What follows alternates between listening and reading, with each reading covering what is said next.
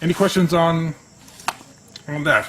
The last one is an interesting one that I thought was a joke at first, but I realized that they were serious about this. It's called the ice ship. Does anyone know about Pykrete and the ice ship? No. Okay. I would expect you would know about that, Mike.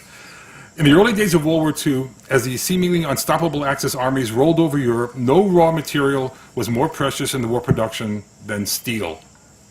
Every major war weapon was made of steel or significant parts used in steel in its manufacture, and no branch of the armed forces used more steel than the, what do you think? Navy. The navies, very good. With great demand for steel, alternatives for this multi-purpose metal were few. However, an alternative was proposed by an eccentric British scientist by the name of Geoffrey Pyke. Pyke's signal invention in World War II was the invention of a material he named Pykrete, a reference to another vital war material, concrete. Pykrete was a mixture of water and pulp, and wood pulp in an 85-15% ratio. When frozen, the material exhibited great strength and could be poured into a mold of any shape. In several tests, the material also melted far slower than conventional ice, which would make it effective even in mild climates. All of a sudden, this is starting to look pretty serious here. Pyke's suggestion for its use was in shipbuilding, perhaps aircraft carriers, a vessel that was in great demand by both British and U.S. navies. However, the aircraft carrier that Pyke had in mind was not your typical aircraft carrier. Pyke's proposed aircraft carrier was designed to be built under the codename Operation Habakkuk. Habakkuk is a biblical term for events of unusual outcomes. Why they chose that one's a good one. The vessel that Pyke proposed would be nothing less than a man-made iceberg. His carrier would be 2,000 feet long. The typical carrier then was about 800 or 900 feet. A beam of 300 feet, that's a width, and a depth displacing 150 feet of water. Now, I don't know about you, but I know any harbor in the Western Hemisphere that has a depth of 150 feet to accommodate a ship that deep. The hull thickness, this is the hull thickness, would be 40 feet.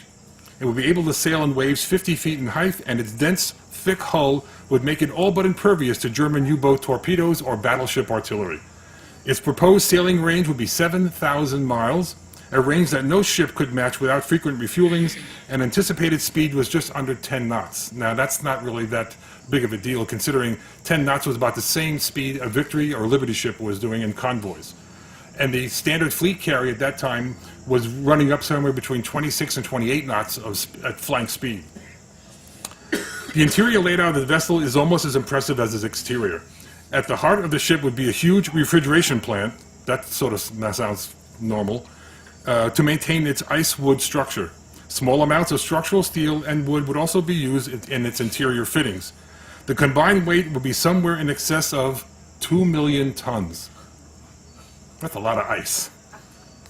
An astounding weight for any ship of war or peace at that time, considering the largest vessels afloat were the large passenger liners such as the RMS, that's Royal Mail ship, Queen Mary, at 84,000 tons. Its size would permit it to carry some 300 aircraft, a mix of small bombers and single-engine fighters. To wrap it up real quick, the testing went on. By the time 1944 rolled around, the Allied navies of the world, primarily Great Britain and the United States, had built all the normal aircraft carriers, and Mr. Pyke was sent on his way. Thank you very much, but no thanks.